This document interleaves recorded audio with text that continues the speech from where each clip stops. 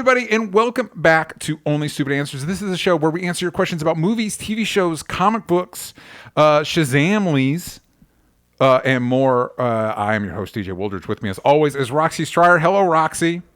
Hello, DJ. Oh, my goodness. We're excited to talk about the next installment of the current DC universe, Shazam. Will it continue on to the next one? Open question. We'll suss it out. We're going to figure it out. But before we do that, a little business up top. If you want to listen to this show early, ad-free, or watch it live, where you can comment in the chat, you can do that over at patreon.com/onlystupidanswers. There's also Patreon exclusive shows like What We're Into and Spider-Versity, and a new one I'm working on with Sal, but you gotta be over in the Patreon to find that one. And of course, if you listen to us on Spotify, every week we ask you a question. Last week's question is, what is your favorite horror comedy? Ray Alvarez said Cabin in the Woods and American Psycho come to mind. If What We Do in the Shadows counts, then that, I don't know that this is DJ talking, I don't know that I count American Psycho as a horror comedy. It is a satire. I don't know comedy. Yeah, we kind of went over that last week about. I have a hard time with that too. Yeah, but I do respect it. Yeshu Wazalewski says Tucker and Dale versus Evil is not only my favorite horror comedy, but is one of my all-time favorite movies. And Bookworm says if the story I've heard is true about Scream 3 having to change their script so close to filming due to Columbine, it makes sense that it was the weakest. Ready or Not and Happy Death Day are their favorite horror comedies. So that came from those Scream 3 references, the fact that we're talking about Scream 6. I also want to let you all know, if you missed Hellbent on Kickstarter, don't fear not. You can go over to hellbentcomicbook.com and click a little link, and it'll take you over to a pre-order store. You can pre-order it on BackerKit. If you did back it, stay tuned. In a couple weeks, you'll be getting your BackerKit survey, so keep an eye out for those. And if you were one of the drawn-in perks, I've already sent you emails to get your pictures so you can be drawn into the comic. Please and thank you. And now we're going to go over to some news. Oh my goodness, we've got some exciting news to talk about. Roxy, did you watch the Oscars this year? I did actually, DJ. I wanted to ask you that question because I'm obsessed with award shows. I love the Oscars. I was sitting there thinking, I feel like DJ's not going to watch all of this, but chunks. None. Haven't seen any of it. Okay. I check the thing. Listen, unless you tell me somebody slapped somebody else, I'm not tuning in. So I will say, going online after, it was like, wait, did the Oscars do good this year? Did the Oscars make good decisions? I think that they did a really good job. I actually loved the award ceremony this year. There was a couple of things that, of course, I didn't agree with. But in general, I feel like this is exactly what the Oscars should be, which is like a celebration of film and awarding people who deserve to be awarded for their participation in their film for the year. Yeah. It lacked a slap. It lacked a La La Land debacle. It lacked all of the things that I'm sure people who tuned in were hoping for, except for me, who just wanted like a nice award show. You and the people putting the show on. They also were probably like, oh, fuck, nailed it. Totally. Okay, let's go through a couple. Wait, you said some things you don't agree with off the top of your head. What can you... does it have everything to do with Marcel the Shell? No Marcel the Shell. Well, first of all, it's not. When I say don't agree, I feel like I look at the Oscars differently than most people on the internet. Yeah. No part of me doesn't think Pinocchio deserved to win Best Animated Feature. That's very good. I just would have voted for Marcel. Mm-hmm. I'm not going to sit here and say Pinocchio doesn't deserve it. Pinocchio wouldn't have had my vote, but that doesn't mean it doesn't deserve it. Yeah. That's how art works, where you can think two things. One thing affects you more than another thing, but they both deserve praise and recognition. So for the most part, that's kind of how I feel about some of the awards. Like for me, I don't know that I would have given Jamie Lee Curtis the Oscar for this performance. Yes. I love her. Yeah. I think she deserves an Oscar. Yes. And I am not upset that she won. I think that Stephanie Hsu, if we're going to have somebody from Everything Everywhere win, I think that Stephanie's performance was the more powerful challenging performance, And layered because performance. it's also technically multiple performances in the Right. same movie. It's trickier, it's more challenging, it's more meaningful to the movie. But like you, it's like, well, Jamie Lee Curtis. It's one of those where it's like, okay, well, you're giving it to Jamie Lee Curtis just for the breadth of her career, and this is an excuse to do it now. Right. So I'm not upset about that. I think Angela Bassett also put on an unbelievable performance. Yes.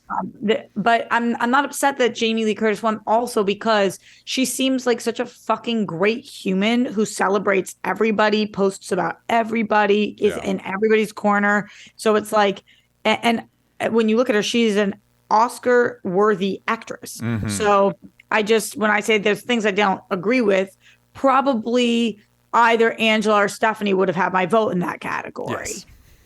But I'm not upset about it. And same thing for Best Picture.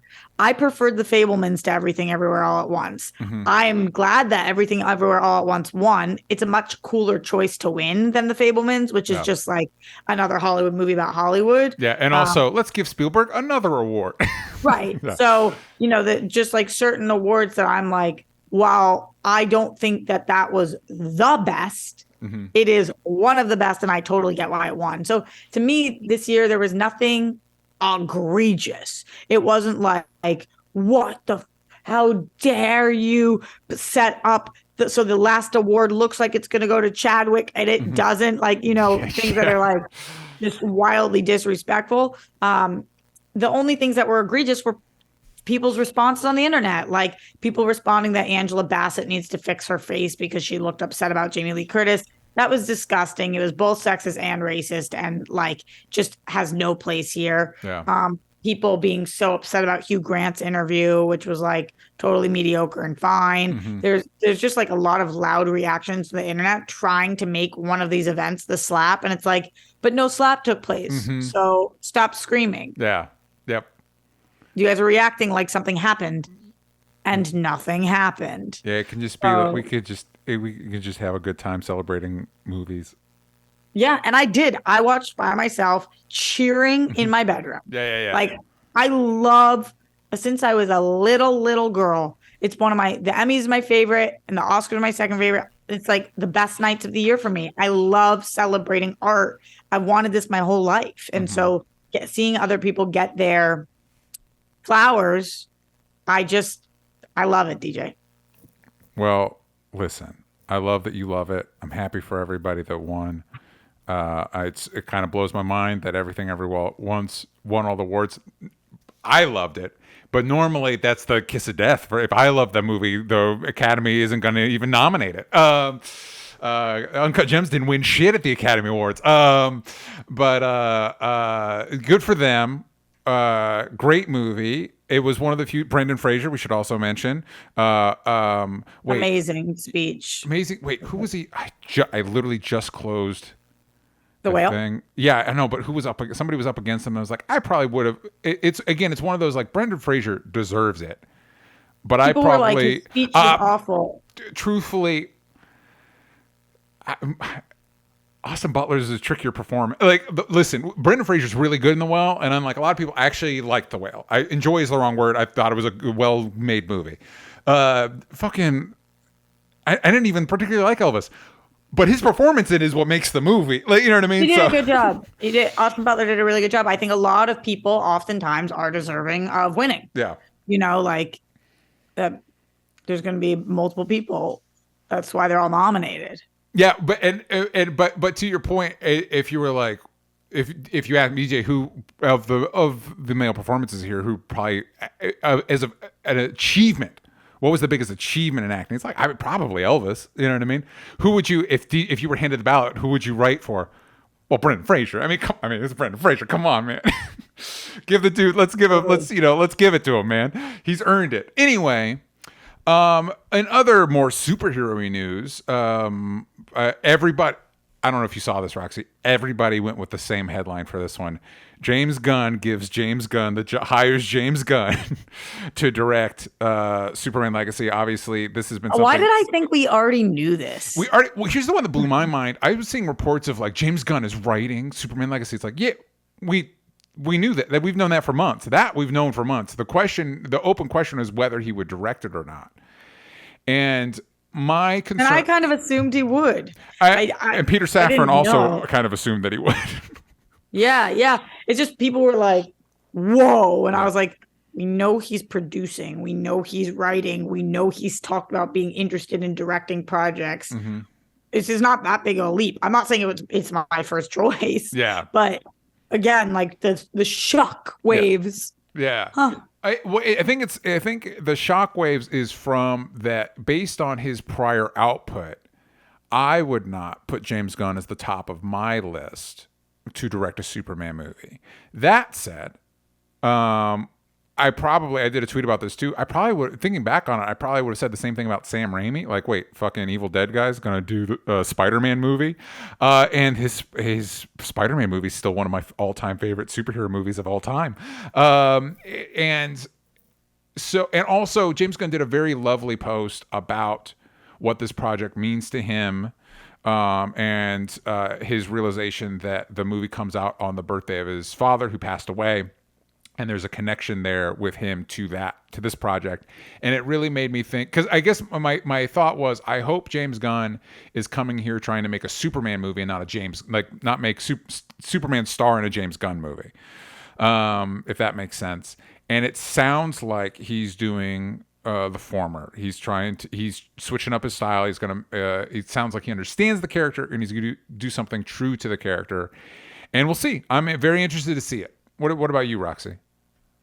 I think that there's no name, no person, no thing you could attach to a Superman movie that I wouldn't be excited to see. Mm-hmm. So it doesn't give like a lot of credit for me to say I'm excited to see it because like Tommy Wiseau directing Superman. I'd be excited to see it. I get it. Yeah, you're not wrong. It's a Superman movie. So you're either excited to see it as in like, I think it's going to be good. I'm stoked to see it. Or you're excited to see it like, intrigued to see how this goes. Mm-hmm. So yeah, I'm excited to see it. I'm wondering, how do I not spoil this? Okay, based on Shazam, and other things that we've been seeing, I am wondering how into James Gunn is.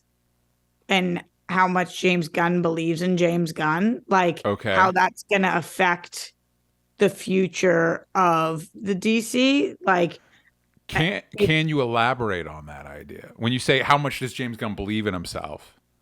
Like, to me, it feels like James Gunn is the answer for DC.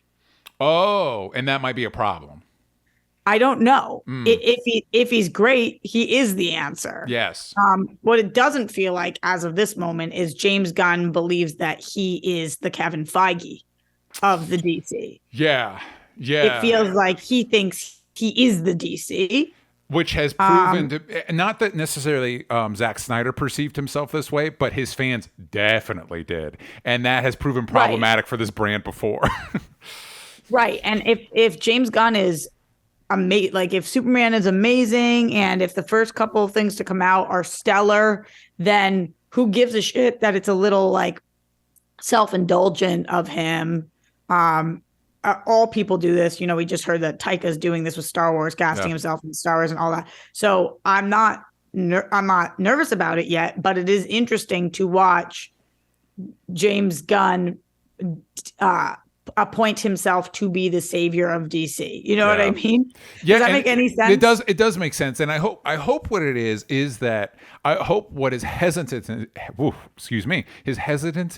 illustrates is that he doesn't perceive it that way. He doesn't want to come in as that person. However, this project means enough to him that he's going to do it, as opposed to like, don't worry, everybody, I got this. Because you're right. If he delegated it, like, think about how excited we would be if it was like, oh, guess what? The Daniels are going to direct the Superman movie. It's like, oh my God. You know what I mean? And then it shows an ability to delegate. Which he has not shown yet. And he's not only has he not shown it, but I'm just going to jump ahead for a second, DJ, because the reason I wanted to bring this up is because I do think it's relevant to this conversation is this week we heard Ben Affleck, well, rewind to 2022, where James Gunn said, I'm in talks with Ben Affleck to direct a movie for us. Ben Affleck, we just have to figure out the right project. Yeah.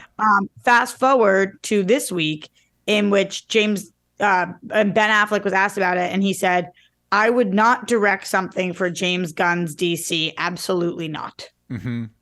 So I'm starting to wonder, which again, I'm not like panicked or freaked, but I'm starting to wonder, what conversations is Gunn actually having? And what conversations is Gunn not having, and thinking that like, oh, of course, like that he's hearing about and just kind of speaking about. The way that Ben Affleck, like, he doubled down, tripled down, and was like, I'm absolutely not doing this. Yeah. But Gunn had said he was doing it. So did they have a conversation and that made Ben Affleck change his mind, which is worrisome? Or did they never have a conversation and Gunn said they did, worrisome? Or is Ben Affleck not telling, is this a swerve? You know, like. Yeah. And also, but he also said, quote, nice guy, sure he's going to do a great job, which depending on the inflection he had when he said it could mean different things. But I did like what he said about like, because part of this discussion, he was kind of like, yeah, making Justice League was miserable for a variety of reasons. It's not like just the whole thing. He was very diplomatic about it. And it was just the whole like personal tragedies of the whole thing. And he was just like, man, basically, I'm going to paraphrase this because I don't have the quote in front of me. I'm not getting any younger. I don't want to stand around in this fucking suit and do this fucking shit. Like, I don't want to. I got you. This is what he said. I was going to direct Batman and Justice League made me go, I'm out. I never want to do any of this again. I'm not suited. That was the worst experience I've ever seen in a business, which is full of some shitty experiences. It broke my heart. There was an idea of someone, Joss Whedon, coming in like, I'll rescue you and we'll do 60 days of shooting and I'll write a whole thing around what you have. I've got the secret. And it wasn't the secret. That was hard. And I started to drink too much.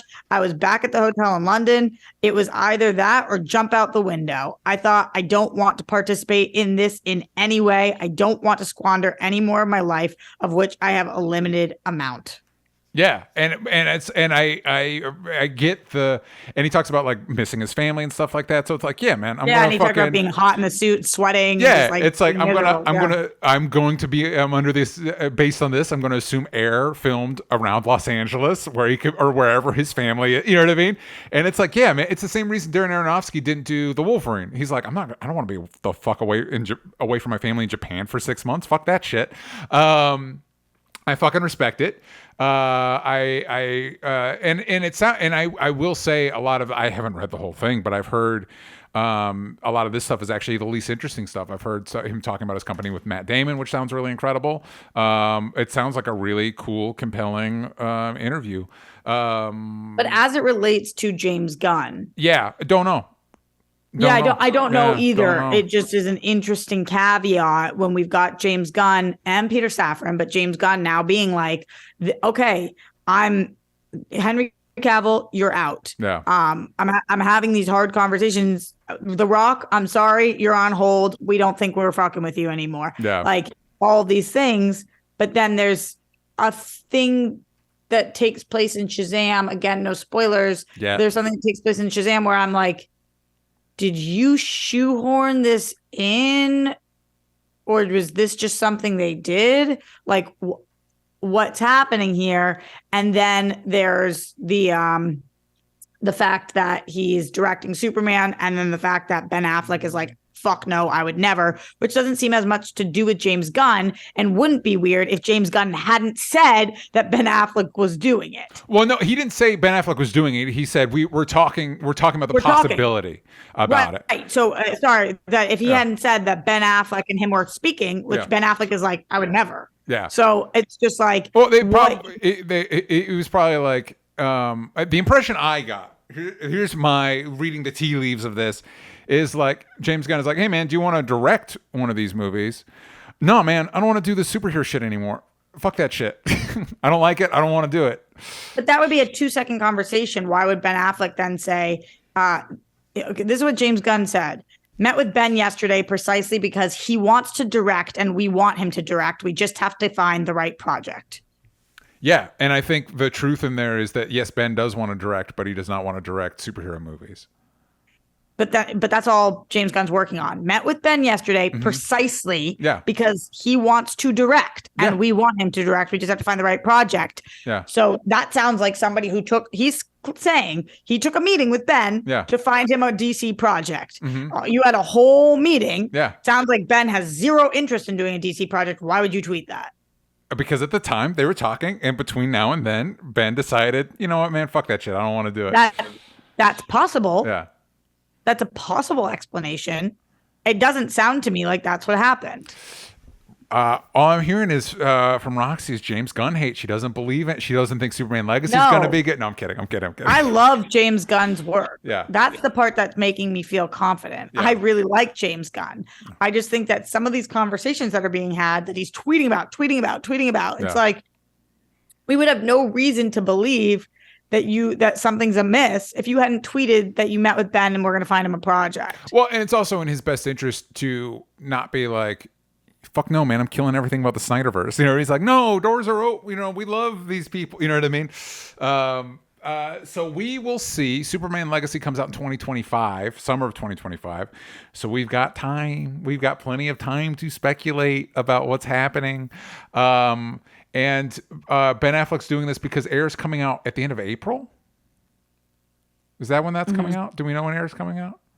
Soon. Yeah, Air's coming out soon. Yes, remind me off air. Did you get the invite for that? No. Okay, we got it. Okay. We got to talk. I will say real quick. I think Air is an Apple. Is that an Apple Plus joint or is that an Amazon joint? Neither of the. Oh, maybe Amazon, but I think it's going somewhere else first. Let's see. Yeah, it's hitting theaters first, but it is. Oh my god. Yeah, it's an Amazon thing. Got it. Okay. Amazon. Got it. Okay. This pertains to nothing then, except that Apple TV Plus in a couple weeks is releasing a Tetris movie. And I'm like, why would you make a movie about the origins of Tetris? And then I saw a brief documentary online about it. And it's actually really fucking interesting. The movie does not look like it captures the story well, but the story is actually really fucking interesting. That pertains to nothing now that I know that Air is an Amazon thing and not an Apple TV Plus thing, but whatever. There you go.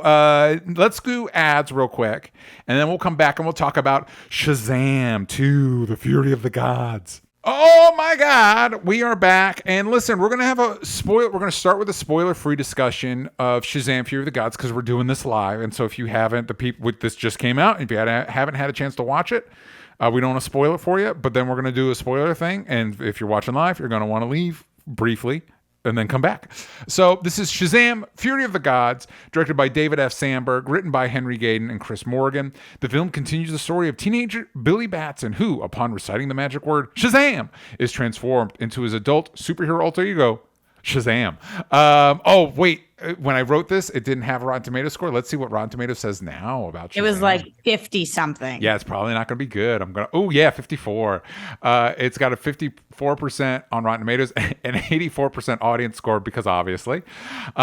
Critic consensus, more unfocused and less satisfying than its predecessor, Shazam Fury of the Gods still retains enough of the source material's silly charm to save the day. What's a weirdly optimistic way of phrasing a Rotten Tomatoes score, a rotten score.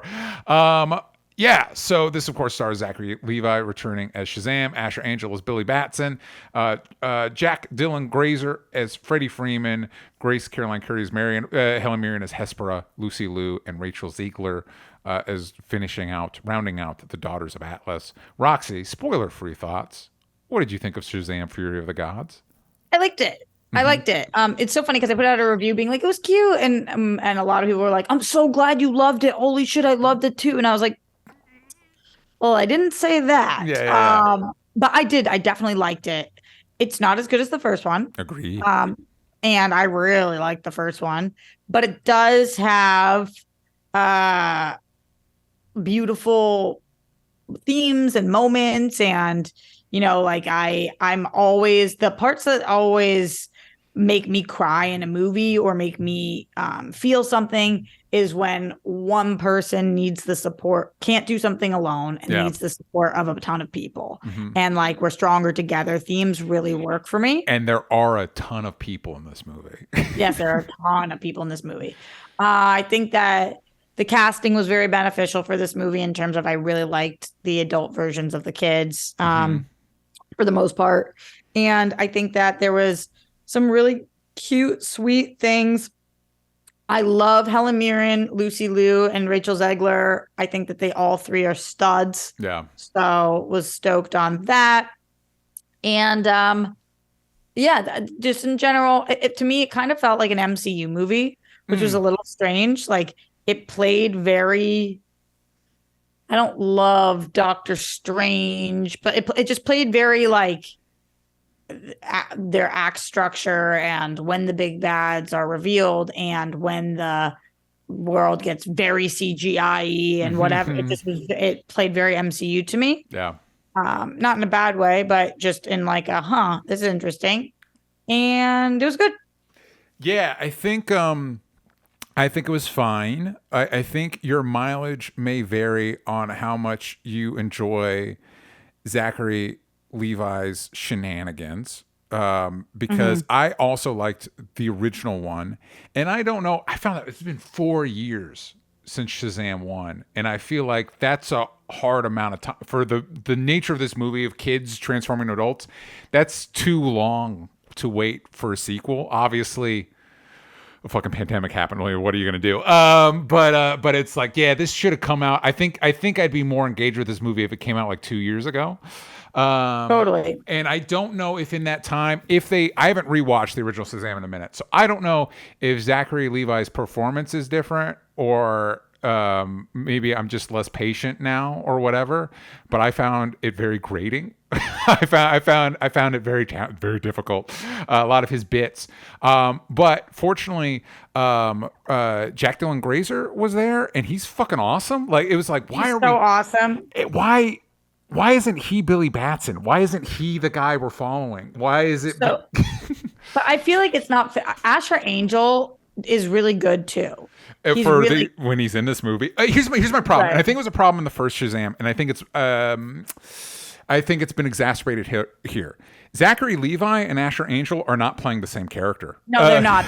That's the truth. And it is interesting because I do think that Adam Brody is a perfect Jack Dylan Grazer. Yes. However, Zachary Levi is also playing Jack Dylan Grazer. Yes. So that is interesting. And I felt the same way in the first Shazam. I'm trying to really figure out my own brain right now and like what's real and what's not. Okay. And after the first Shazam movie, I thought Zachary Levi did such an awesome job. I remember thinking like, wow, he really nailed it. Now, in all fairness to him, that was a few years ago. Yes. And Asher was younger and Zachary was playing a younger kid, not an 18-year-old boy. Yeah, because it's very specifically said in this movie that Billy Batson is months away from being 18 which yes. Adds complications when you look at Mary. What? Anyway, we'll get into that later. Right. So, but the point being that I remember thinking, wow, he's doing a really good job emulating this kid who I think was probably like 13. Yeah. Or something. Well, yeah. Something around there. 14? 14. I think the movie takes place a couple years, 15. I would say 15, 16. Probably. I don't think so. Okay. Or maybe they just played him later. Because I think so this movie is coming out 4 years after the original one. I think in the time span of the movies, only a couple of years has passed. But it's up. Anyway, it's up in the air. Okay. Yeah. It's possible. It's possible. But it was a closer match. Yeah. And we didn't have all the other adult characters to see in comparison how they play that age. Yeah.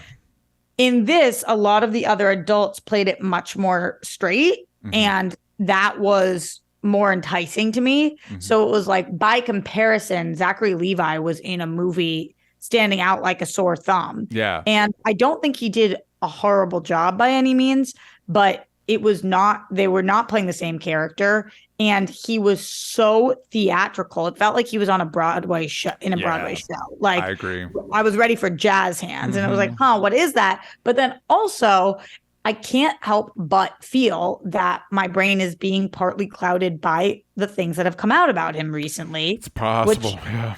Which because I didn't feel this last time, and last time I had interviewed him, he was so lovely to me, and then like the stuff recently that has come out about the vaccines and about Jewish people, just there's been a few things that have come out that I've been like, I don't know about this dude. Yeah. And then, so it's I don't think it can be a coincidence that I'm like, I don't know about this dude. And then I see him and I'm like, that was not as good. Yeah. So I think it's a combination. Yeah, I think you're right. But I do think because it struck me more, and just like you, it's like, okay, trying to figure out my own brain. Have I changed since the first Shazam? Has the performance changed? Like what's changed?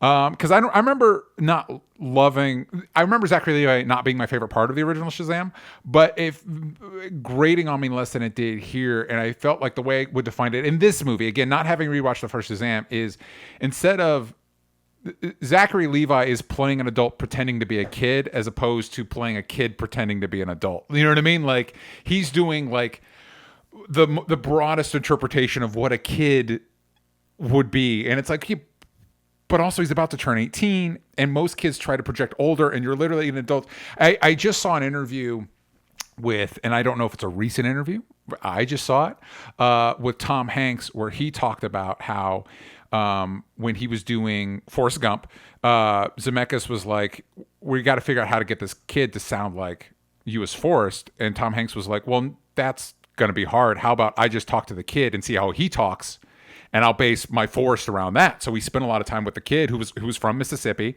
and that's kind of how he developed Forrest. And it's like, that's a good instinct. Right. That's an even better instinct for this movie, where you're literally playing a kid, like, to spend time with the kid. How does he think? How does he act?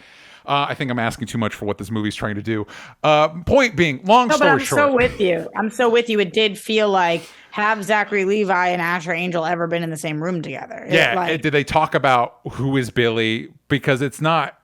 There's been versions of Shazam where it's complicated. I'm glad they did this version where it's basically a big, where it's the same person. There's versions of Captain Marvel / Shazam where it's a different person, but they're not. They're the same person. So you all should know. You should have that conversation of who is Billy Batson, what does he want, I'd even be tempted, if I were directing it, like maybe film Shazam scenes with Asher Angel, and look at it with Zach, and like, okay, what are we, you know what I mean? Like how are we interpreting this? Long story short, Jack Dylan Grazer's fucking great. I think the movie knows he's fucking great, that he has a whole subplot that is the most like, it's just it's like, man, this kid fucking gets it, man. He was good in the It movies. He's good here.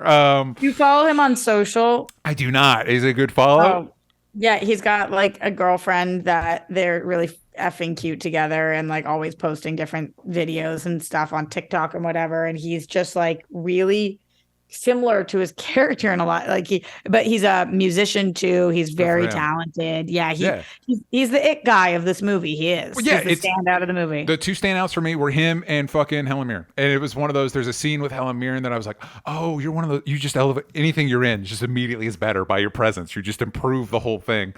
She gets a scene with. It's probably the best scene with Zachary Levi. She gets a scene with him. It's like, fuck, Helen Mirren's so fucking good. I have a silly question for you. Please. Because I couldn't figure it out, and then I was like, is this a I don't know, this might give me zero credibility ever in life again, but was the girl who's playing Anne the same actress? Anne being Rachel Zegler's character? No, Anne being sorry, maybe her name wasn't Anne, the sister.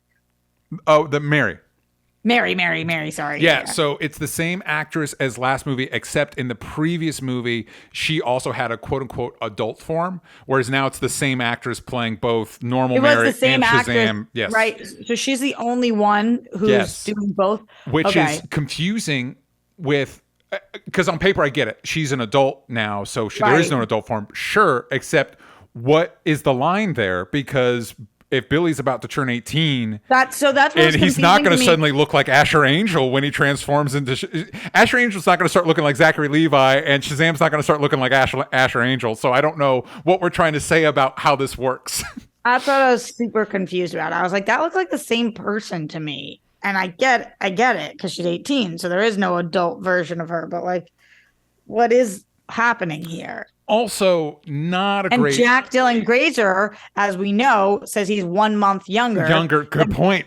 Good point. than Billy Batson, and yet it never comes up about him, the same issues in the Yeah, movie. he's not going to start looking like what's his face that Adam plays Brody. Adam Brody. Yeah. Who So also, by the way, not in it as much, also does a good. Adam Brody does really good in it. Adam Brody is fucking excellent in everything he's in. I think he's a legitimately underrated actor. The TV show that I had recommended before, Fleischman is in Trouble, Yeah. he did such a great job in that. And then the other thing that I just watched was, what is that fucking really well loved horror movie that everybody talks about with Megan Fox with the Jennifer's Body. Jennifer's Body, I just watched. Yeah. And he is so great in that too. He is really good. He like reminds me of Justin Long, kind of. I think he's excellent. I love Adam Brody and I love the OC. So it's nice to see that he's just consistently been working. Let's get That'd Adam be Brody great. and Justin Long into a buddy comedy. Let's do it. They could play brothers. So we got a couple questions in the chat. One of them is from Leonard Kim. Do we get more adult versions of all the characters, or is it a similar balance to the first Shazam? I would say it's actually mostly the adult versions. Surprisingly, mostly with Shazam himself. It's mostly Zachary Levi. Ashley Angel actually isn't in the movie that much. The only exception is, and I kind of get why they do this, is Jack Dylan Grazer. He's the one. He is mostly his kid form, and I get it because he's fucking great. There is a big chunk of the movie too, though, that the actor's name is Giovanni. I think that his character name is, let me find it. Pedro Pena is the kid version too. Oof. A couple things that movies like this struggle with, big blockbuster tentpole things struggle with, are characters that don't talk a lot. They don't know. Yeah. It's one of my hangups with deciding to make Bumblebee and the Transformers movies not talk. It basically makes him not a character because there's not a lot of nuance in those movies. Similar to this, but I think Pedro's bit is that he doesn't talk a lot, which basically means he's not in the fucking movie. Like, he's present, but if I forget that he exists within the film. The other thing that they don't handle great is having a character that doesn't want to be there sucks the life out of the scene. So unfortunately, Mary's thing is she doesn't really want to be Mary Marvel, and it's a fucking drag. It makes it feel like the actress doesn't want to be there, and it makes me think, well, then just don't be. Just why is this happening? And I think it's less the actress and more directing choice or writing choice. Is Mary supposed to be Billy's love interest? A good question. I think in some of the comics, yes, but they're also kind of family, and she's also older, which does not mean they couldn't be love interests. It just typically in these movies, that's not the way things work. However, like you, Roxy, I think this is another. It's like, wait, what are we doing here? Because there's moments where it's like it feels like we're trying to do that, but it also doesn't work. The movie kind of calls itself out on a couple of its love choices. Yes. There's literally a line that's like, why do our kids like older women? Although that's not towards Mary. That's towards a different character that we don't want to. Spoilers. Yeah. But I'm like, that's an interesting moment. You know who I thought did a good job was Megan Good. I think that fantastic. I think she did a really good job, and I think it's because she's playing Darla the youngest. Yes. Which then I think like you can go young. Well, and also it feels it was like Zachary Levi was playing somebody Darla's age. 100%. And it also felt like Megan Good actually either spent time with the actress or was paying attention to the young Darla's performance, because they play the same character. It's like, yes, I can see how these two are the same people. The girl, Faith Herman, who plays Darla, was one of the little girls on This Is Us. Oh, really? She's great in both Shazam movies. She's great. And I interviewed her. I brought her in for DC Movie News, and she was so adorable and lovely and just awesome. Cool. And her mom came in with her too, and they've just got really good heads on their shoulder about it. Perfect. But I think that what was great there too is that Megan Good probably watched a lot of tape on her, like saw mannerisms, and she did a really good job being clearly the older version of Darla. Yes. Yep. yeah, just that she nailed it. And then I was like, oh, it's a bummer that the Zachary Levi situation. Like if he had just been, he doesn't take anything seriously, and Asher does. Yeah, and Asher, especially in the first movie, I remember like Asher's actually dealing with a lot of yeah. It's just not the same. It's just not that you're not playing the same person, which is a problem Like, because that's the basis edgy. of your movie. Yeah, Asher's like a little edgy. Yeah, And like a little jaded, and Zachary Levi is like light and bumbling. and it doesn't make.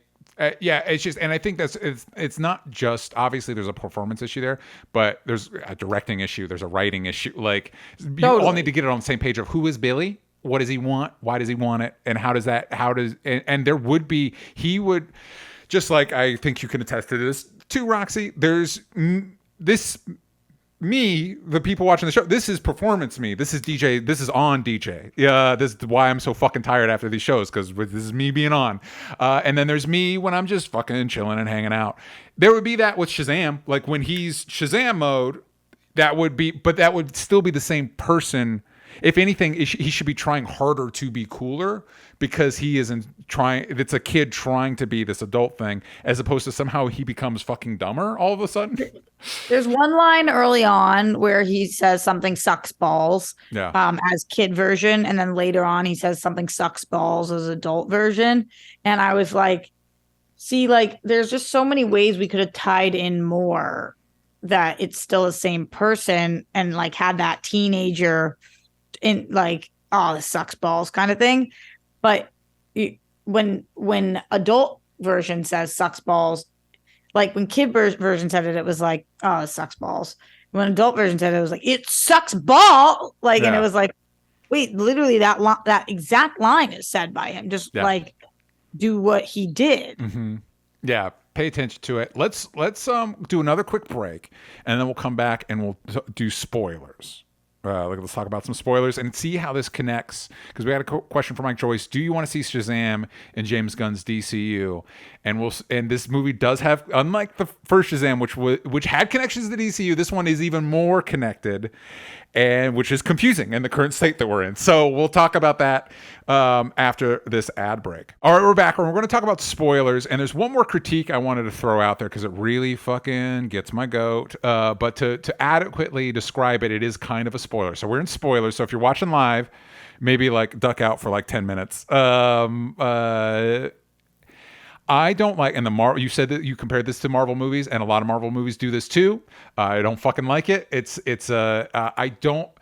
There's this like, it's bad writing. It's where you introduce an idea, you say something at the beginning of the movie, and then you say something else at the end of the movie, and you're like, are complete. It's like, that's literally the opposite. That's telling and not showing. You need to show, not tell. So I fucking hate it when it's like, Billy leaves. There's a specific moment. Billy's leaving with the kids and he says, bye. I can't remember what the mom's name is. He says, bye, lady. Yeah. And it's like, all right, noted. Put it in the bin board. I love you, Mom. Yeah. And at the end, she's like, I would never ban you. I love you, Mom. You didn't do. She's not in the movie. If this was the arc, they needed to interact at least one other time in the movie. You can't just say. You can't do that. Good arc to have, but you didn't do it. And I think it tried. There was a lot of good ideas in the movie that it doesn't really commit to any of them. That's what I'm saying. The themes are there. Yeah. But then it doesn't fully commit. You're totally right, and I'm with you on that moment. It struck me as like this could have been a really beautiful moment if we saw her like really go to bat for him during any whatever it is, show up at the school during any of the times, like something. If that was the choice, I think it would have been smarter to have that arc with one of the family members that we're gonna spend time with, because I don't know that the mom actually fits into this movie all that well. But if that's the like, choice, you gotta commit. It was weird too, because then at the end it's like she goes over to him and like the dad doesn't, and then I was like, wait, what's happening here? Why is this like only about the mom now? Bizarro pants, but okay. That was a little strange. And then the thing that I don't love is when the third act becomes just like a CGI monsters. Yeah. And that's exactly what this did. Everything was like a CGI monster. And I was like, okay, but I'm more interested in the relationship of Helen Mirren, Lucy Liu, and Rachel Zegler. Yeah. I don't really care about the unicorn, taste the rainbow, lion. Are you caught up on Bel Air? Yes. Okay, so Monica and I just watched the episode where we're like, Simply Spiked Lemonade. Oh, we've got a sponsor from Simply Spiked Lemonade. And watching this movie when the Skittles came up, it felt like the exact same fucking thing. Like It she really literally says, did. taste the rainbow. Twice. She says it twice. And then she says, taste the rainbow, And Yeah. I was like, what? And she's the young one. Yeah. And I was like, that's so doesn't make sense for her character. That doesn't check out. But like for the most part, just going to what we were talking about at the beginning of the episode, what was a little confusing to me were those post-credit scenes. Are we going to talk a little bit about? Let's fucking do it. Because one of them, it pertains directly to something that would have made me like the movie better. But first, to Mike Joyce's question, do you want to see in James Shazam and James Gunn's DCU? Short answer to that is I don't really care. But wait, no. Before we get to the post credit scenes, how does this movie connect to the current DCU? So That's what the post credit scenes are about, though. But before we get to the post credit scene, we need to get to fucking Gal Gadot's Wonder Woman just fucking showing up. They did do a little bit of the legwork because there's a magic pen that sends letters, and he supposedly sent a letter to Wonder Woman. I don't know about you, Roxy. I started hearing murmurs of this.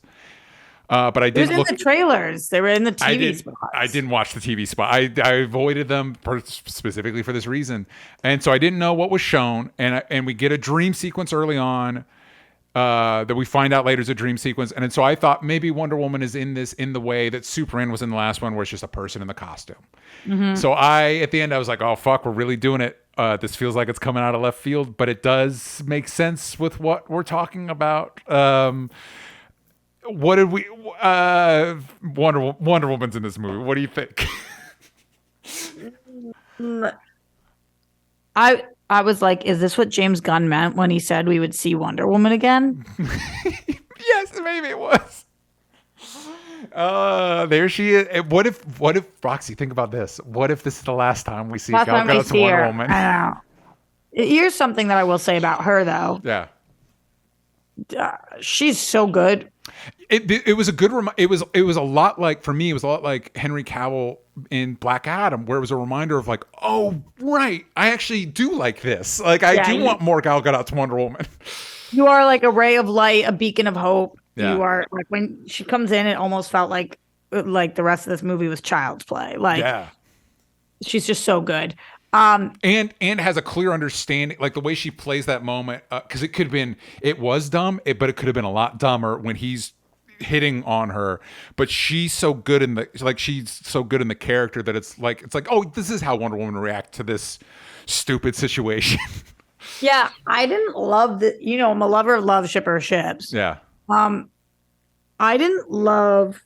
The reason I loved the Jack Dylan Grazer, Rachel Zegler love in this is because, like, I mean, and then the kiss was a little weird when right after she says she's 6,000. Yeah, after we find out she's 6,000 years old. But they're good together. They got good chemistry. They had good chemistry, and it was like of his age, and he liked her based on, like, he saw her, she was beautiful, but then like her personality, and they stood up for each other. There was something there.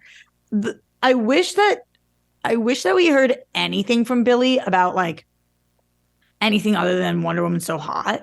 Mm-hmm. Like it just felt like she is the strongest person on the planet. She has saved so many like of course she's the dream girl, but it just felt like she's so hot. And it's like, that's Wonder Woman. Like I don't know, it just felt a little weird.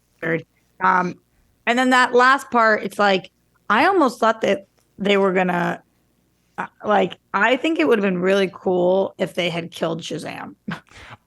And to me, that's a sign that you kind of fucked up on your movie. If you're like, we killed off our main character. Oh, good. That's probably for the best, actually. Can Freddy be Shazam now? Can we make Freddy Shazam?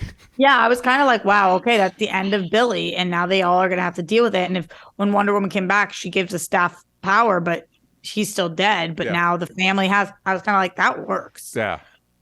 It just felt so corny that he comes out of the grave. Mm-hmm. But it was fine. I didn't hate the Wonder Woman stuff, but like, I shouldn't not hate it. It should be like the best thing ever, Yeah, it should be super exciting. So now we get to post-credit scene 1, which is, to the two characters we always see from Peacemaker, whose names have immediately left my brain. Yeah. So what's the deal with that? Do you think that that was a James Gunn thing or no? According to him, people were hating on him about it, and he was like, the only movie I've cast my wife, because it's the one. Fuck, I should have him in front of me. Hold on. Harcourt, who is played by his wife, he's like, the only movie I cast my wife in is Suicide Squad. Anything after that, it was not my choice. It happened, and it was done before I got this job, is what he said. It was his response. And this does feel like it's almost weird that it's here, because it feels like it's setting up a thing that we're not doing anymore. Because it actually does kind of align with Black Adam, even though Black Adam did a bad job of defining what is what makes the Justice Society different than the Justice League. The impression that was given was that the Justice Society is the government. Waller has the Suicide Squad, which is her Black Ops, and she has the JSA, which is her Justice League, right? And so they're there to, and the bits. Not bad. Shazam thinks he's being invited to the Justice League, but it's a Justice Society, and he lampshades the fact of like, wait, what's the difference? But again, this feels like a continuation of the stuff we saw in Black Adam, which we're not doing anymore. Right. I thought. Right. It's Jennifer Holland as Harcourt and Steve Agee as Economos. Got it. But they are still. He's keeping all the Peacemaker characters. As far as we know, that is what we have been led to believe. So maybe this does matter. And they've been very cagey with Shazam because fucking Safran is a producer on it. And so if we're keeping our babies, maybe Shazam's one of those. I will say this, as a fan, Shazam has never mattered all that much to DC Comics. And I'm fine if he does after this movie. I'm like, I don't need it. I'm not like dying for more Shazam. Yeah. I don't hate the idea of seeing him on. Here's where they fucking fucked up, Roxy. As a comic fan, here's where they fucking fucked up. And I think it's The Rock's fault. I think because you got I was telling my wife this, Captain Marvel, aka Shazam, it's a big thing in the fucking movie and it's stupid. Captain Marvel was made in like the 30s or 40s. His name was Captain Marvel. He used the word Shazam to become Captain Marvel. Right. That was the superhero name. Marvel, when they had a Captain Marvel character in like the 50s or 60s, they sued DC for the name. I don't know that DC doesn't have the rights to use the name Captain Marvel, or they're just choosing not to because why inadvertently help market your rival's brand, right? So, and the comic has been called Shazam for a long time. People think the character's name Shazam, so we'll just make the character's name Shazam. The problem, and they pointed this out in the comic, is now Shazam can't say his fucking name without turning back into a fucking kid. So it's messy and it's stupid. There's an alter in the Flashpoint continuity. He's called Captain Thunder. I would just call him that and move on. Anyway, it doesn't matter. DJ. Yeah. How do you feel about the fact that Fire James Gunn is trending #1 on Twitter right now? Fuck him. Well, one, we haven't seen what he's done yet. I will say this. My two favorite DCU things are the Suicide Squad and Peacemaker, so I'm willing to give the dude a shot. Also, what the fuck? We didn't talk about this in news. What the fuck was Zack Snyder's tweet about? About like incoming message from Darkseid? I didn't see what you're talking about. Zack Snyder tweeted a video of like it's stupid CG computer shit, like digital lines and shit, and then the words come up: incoming message from Lord Darkseid. And it's like, God fucking damn it, why can't we escape this? I think my theory is, I'll see somebody send this to Roxy. I'll see if I can find it and send it to you. I think it's probably a comic. Maybe they're going to finish out the Snyderverse in comic form, or something. I don't fucking know. But it's just like, let it fucking die, man. Here we go. I'm going to text this to you right now, Roxy. Okay. Anyway, so in the comics, Shazam has 3 famous enemies, and no, none of them are the Daughters of Atlas, which I think are original to this movie. It's Sivana, who was the villain in the first movie. Mr. Mind, who is post-credit 2 in this movie. We'll talk about that in a second, which honestly was probably my favorite scene in the fucking movie, was the second post-credit scene. And 3 is... Hashtag full circle. Yeah, that's why I think it's going to be a comic continuation of the Snyderverse, because they came from comics. he's going to finish the story in comics full circle. That's my Oh, assumption. it's been viewed 8 million times. Of course it has. The other big Shazam villain is Black Adam. And it has all but been admitted at this point that Dwayne Johnson wanted nothing to do with the Captain Marvel or with the Shazam movies. And so I'm wondering if maybe that's why we did this whole, it's like, okay, we want to do a trilogy of Shazam movies. We're not going to be allowed to use Black Adam, even though that'd be fucking great. So I guess we'll save Mr. Mind for movie 3 and then make up something original for 2. And it's like, so the second post-credit scene is Savannah in his prison cell. Mr. Mind shows up. Talking about how he has master plan. It's actually I thought it was a pretty good bit where Savannah was like, wait, why do I need to keep waiting? And Mr. Mind finally has to admit, like, listen, man, I'm fucking small. All right. It takes me a long time to get places. And it's like, I was like Savannah Roxy when he's like, no, I want to do this now. I was like, yeah, that's me. I don't want to deal with the daughters. Listen, Helen Mirren's fucking great. Rachel Zegler's fucking great. Lucy Liu's fucking great. I want Mr. Mind, man. He could have been the role of the pen. When the moment when they're like, I know somebody in here that can help us, I thought, oh, this is how we get Mr. Mind in here. Because we seeded him in the last movie. And it's like, no, it's a fucking Harry Potter shit, which is not the worst influence for these movies, but it's still like, fucking, I want Savannah. I want Mr. Mind. Honestly, I want to see Black Adam fucking curb stomp the whole Shazam. I want to see how the Shazam family deals with fucking Black Adam. That shit's interesting to me. Not this fucking Daughters of Atlas shit. The mythology is so loosey-goosey. It's like, well, this isn't even Greek mythology. This is just bullshit you're making. Like, this isn't based on anything. And it's so haphazard that it's hard to, like, whatever. Anyway, that was my feeling on the second post-credit scene. Yeah, I'm with you. It's hard to just be even invested in anything that it's like, are we never going to see this again? Remember, what was it with Joe Manganiello? The end of, was it Justice League? Yes. And nothing ever happened with that. Nope. It's like, that's kind of like, this feels like, should this have just been completely cut? Because is this never going to be relevant? Do you think we will get, do you think there will be Shazam 3? Do you think it'll connect to the James Gunn's new DCU?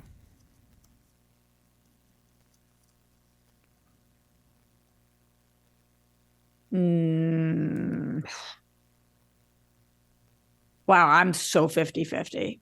Coin flip. It depends on how much money this makes. The movie so far is not performing. Yeah. So, no. Mm-hmm. Fair. All right. Those are our thoughts on Shazam. Hope you all enjoyed them. Please like and subscribe. No, I don't know. Roxy, where can people check out what you're working on? Everywhere at Roxy Stryer. You can find me at DJ Talks Trash. You can find the show everywhere that matters. But on Twitter, I don't know. I don't know what happened. But on Twitter, yank out the vowels from stupid. Sorry. I don't even think you told them that you could find it at Only Stupid Answers, but on Twitter. That's where I fucked up. Okay, on Twitter you can find us everywhere that matters at Only Stupid Answers, but on Twitter, yank out the vowels from stupid. Listen, you have some vowels to yank out right now, my friend. I know. I'm sorry, everybody. Please forgive me, Roxy and everybody at home. And we'll see you all next time.